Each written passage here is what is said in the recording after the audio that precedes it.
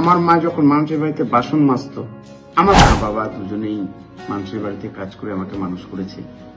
কিন্তু অনেক কষ্ট করে এই সার্ভিসে এসেছি, যে অনেক লড়াই করতে হয়েছে, যে আমার একসময় বই কেনার পয়সা ছিল না এবং তার জন্য আমাকে বাবার সঙ্গে কাজে বেরোতে হয়েছিল, ধান কাটতে হয়েছিল, পাট কাটতে হয়েছিল এবং আমাকে পড়াশোনা করার জন্য আমার গ্রামের অনেকেই আমাকে হেল্প করেছিল, বই কিনে দিত, জামাটা পর্যন্ত আমাকে অন্যের কাছ থেকে নিয়ে স্কুল করতে হতো।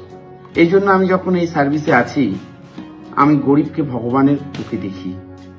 তো আমি দেখেছিলাম যে আমাকেও একদিন এরকম কাস্ট সার্টিফিকেটের জন্য এসডিওর দরজায়, বিডিওর দরজায় নাড়া দিতে হয়েছিল।